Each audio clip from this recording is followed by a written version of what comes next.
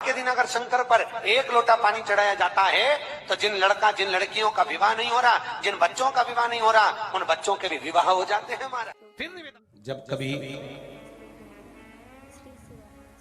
ऐसा लगे जीवन में कि मैं बहुत दुखी हूं और कष्टमय जीवन चल रहा है और कोई समस्या का हल ही नहीं मिल रहा, बहुत दिन हो गए जूझ रही हूं मैं इन समस्याओं से, फिर कहेंगे दुकान पर, सर्विस पर, नौकरी पर झूठ तुम बोले हो, कपट तुमने करा है, बेईमानी तुमने करी है, प्रपंच तुमने करा है, इसलिए ना पत्नी भोगेगी ना पुत्र भोगेगा। भोगना तो तुझे अकेले पड़ेगा, इसलिए याद रखना तेरा क्या होगा रे कालिया। स्मरण रहे आप, ऊपर जाएगा बंदी बनाकर, रोका जाएगा, रोएगा। मैंने तो अपने बच्चों को पढ़ाने के लिए झूठ बोला था, मैंने उसका अच्छा कॉलेज मिल जाए इसलिए झूठ बोला था, मैंने बेईमानी करी तो अपनी पत्नी और बच्चों के लिए करे, घर बनाने के लिए, मकान बनाने के लिए, दुकान के लिए, जमीन के लिए, जायदाद के लिए, मैंने इनके लिए करा, मैंने पत्नी और बच्चों के लिए करा, मैंने परिवार के लिए करा। अगर नरक मुझे दे रहे हो तो मेरे पत्नी और बच्चों को भी दो, मेरे परिवार को भी नरक भेजो। तो परमात्मा कहेगा, यम के दूत कहेंगे झूठ तूने बोला, बेईमानी तूने करी, छल तूने करा, कपट तूने करा, जो खाएगा पेट उसी का भराएगा, इसलिए जो बोलेगा नरक।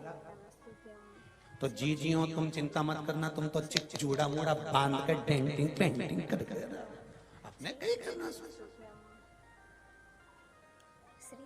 अपने चिंता नहीं करना हो। आज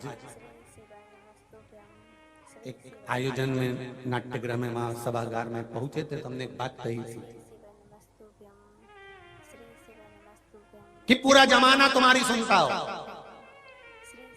पूरे गांव के लोग तुम्हारी सुनते हो, पूरे सोसाइटी के लोग तुम्हारी सुनते हो, और तुम्हारी पत्नी और तुम्हारा पुत्र यदि तुम्हारी नहीं सुनता तो पहली फुर्सत में शिव महापुराण में जाना चालू कर दो, क्योंकि सब सुने और पत्नी और पुत्र ही तुम्हारे कहने पर नहीं चले तो वो मनुष्य का जीवन बेकार है। फिर राम नाम गाओ, शिव नाम गाओ, भगवान का भजन करो और उसका गुणगान करो। जब पत्नी और बच्चे ही तुम्हारा, दूसरे से कहा उसने सुन लिया, मोहल्ले वालों से कहा उसने सुन लिया, कॉलोनी वालों से कहा उसने सुन लिया, समाज के लोगों से कहा उसने सुन लिया, पूरे गांव के लोगों से कहा उसने सुन लिया, सब तुम्हारा कहना मानते हो और तुम्हारी पत्नी और तुम्हारा पुत्र अगर कहना नहीं मानता तो जीवन का सब बेकार।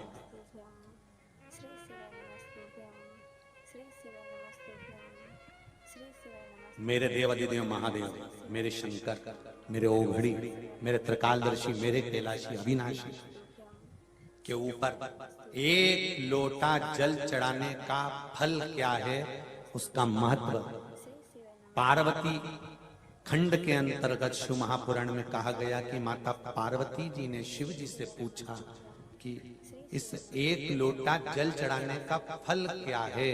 पार्वती जी ने जब पूछा तो शिव जी ने कहा, देवराज ब्राह्मण की कथा लोटा जल चढ़ाने का फल बताती है कि देवराज ब्राह्मण चोर था, चोरी करता था, धन चुरा कर लाता था, गलत कर्म में लगा रहता था, कभी उसने जीवन में अच्छा काम नहीं करा।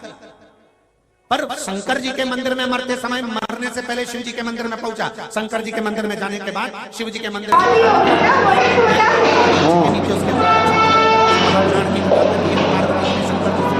जब देवराज बेईमानी करता था, प्रपंच करता था, छल करता था, बेकार काम करता था, तो देवराज शिव मंदिर कैसे पहुंच गया? व्यक्ति अच्छा काम करता है तभी तो शिव महापुराण में पहुंचता है, जो बेकार काम करेगा तो शिव पुराण तक कैसे जाएगा, शिव मंदिर तक कैसे जाएगा? शंकर भगवान ने कहा, पार्वती देवराज ब्राह्मण की जो माँ थी उसका नियम था एक लोटा जल प्रतिदिन जो भी शंकर का मंदिर घर के पास था वहां जाकर चढ़ाती थी। उस जल का प्रताप ये रहा कि मरने से पहले चोर बेटा भी शंकर के मंदिर पहुंच गया और प्राण छूटने के बाद शिव के धाम चला गया। ये लोटा भर जल का। जब कभी ऐसा लगे जीवन में कि मैं बहुत दुखी हूं और कष्टमय जीवन चल रहा है और कोई समस्या का हल ही नहीं मिल रहा। बहुत दिन हो गए जूझ रही हूं मैं इन समस्याओं से।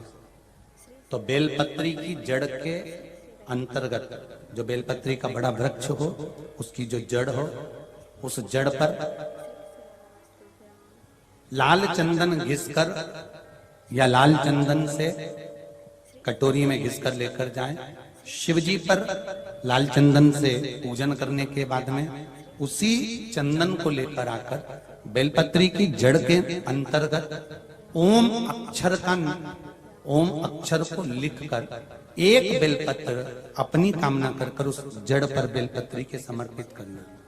पहले कथा में कहा है कि बेलपत्री कोई साधारण सा वृक्ष नहीं है, इसको केवल साधारण मत मानना। ये कोई सादा सा वृक्ष नहीं है। बेलपत्री की जड़ में ओम शब्द लिखकर, अक्षर लिखकर उस पर एक बेलपत्र समर्पित कर शिव जी से अपनी कामना कर जो प्रदोष के दिन, प्रदोष काल के अंतर्गत बेलपत्री के वृक्ष की पूजन कर ये नाद कर ओम अक्षर का नाद कर स्मरण कर आता है। ज्यादा से ज्यादा कहेंगे तो 4 दिन 5 दिन में या 6 दिन में मेरा देव अधिदेव महादेव जो समस्या और टेंशन जिंदगी में चल रहा होता है उससे थोड़ा बहुत तो निजात मेरा देव अधिदेव महादेव उसी समय करना प्रारंभ कर देता है। शिव कृपा होने लगती।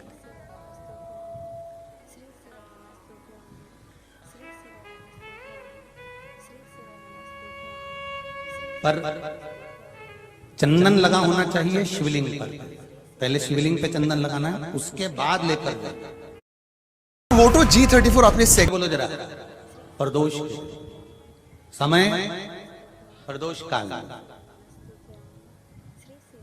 लग रहा है कि जूझ रहे हैं हमारे जीवन में बहुत टेंशन। श्री शिवाय नमस्तुभ्यम, श्री शिवाय नमस्तुभ्यम, श्री शिवाय नमस्तुभ्यम। दोस्तों मेरे चैनल को लाइक करें, शेयर करें।